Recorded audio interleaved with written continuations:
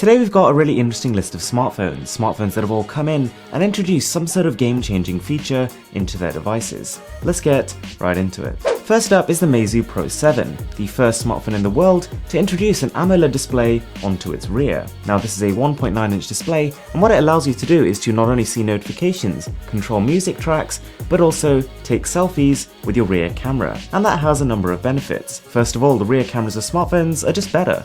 They have higher megapixel count, better sensors, and also much better video recording capabilities. So you can get photos of yourself with that professional looking bokeh effect with a 2x lossless zoom if you need it. So then we've got the ZenFone AR, and that was also released earlier this year, and that phone has not one, not two, but 3 cameras on the back.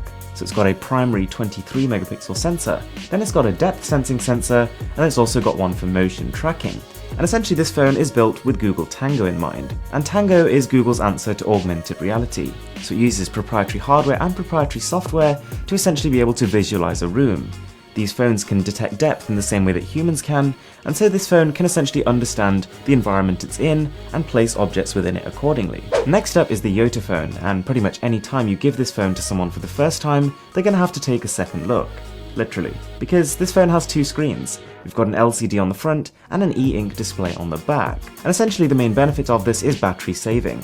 Whilst LCDs are great to look at, they're big, bold, bright and beautiful, they actually take up a lot of battery. So with a typical level of usage, if you're using the LCD display on the front of the phone, you're looking at just under 2 days of battery life. However, if you flip the phone over and use the always-on e-ink screen, you can get up to 5. And the best bit is, almost everything you can do on the LCD screen, you can also do on the e-ink screen. You can read your articles, you can put your widgets on there, you can even do your tweets. Released last year, we then have the Moto Z, which was not only an incredibly thin device, but was also the first one to introduce the Moto mods. Now, this wasn't the first modular smartphone. The LG G5 just a couple of months before it had a pretty similar idea, but Motorola's implementation was just way better. Not only did we have a JBL mod that could pretty much transform how your phone speakers sounded, but we had a Hasselblad mod which could drastically increase the zoom of your camera.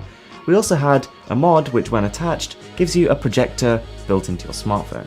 On the subject of Motorola, the Moto Droid Turbo 2 was the world's first phone with a shatterproof display. So the company actually called it their Shatter Shield technology, and essentially they replaced the glass on the front with a special type of highly transparent plastic. Now whilst in theory that's great, and actually in practice, in any standard usage case scenario you simply could not break the front of the phone, the only problem was it just wasn't quite as bright and transparent as glass. What it got in durability, it lost a little bit in its premium feel. So then we've got the LG V10, which was actually the first smartphone in the V line of smartphones, and it introduced a secondary display. Not on the rear, but actually on the front, just above the primary screen. And this would give you quick access to shortcuts, notifications, as well as any quick toggles that you wanted to put on it. And the difference was between that and the main screen was that this was an OLED panel that was always on. And what that meant was that you could operate it, you could check the news, you could see your notifications, you could look at what the time was without actually turning on the main display. Unfortunately, whilst they took the idea further in the LG V20, in the recent V30 they completely ditched it. Presumably they were trying to make space for a slightly larger primary display, but either way it's a little bit of a shame. Anyway guys, I really hope you enjoyed the video. I'm Mr. Who's the Boss, and I'll catch you in the next one.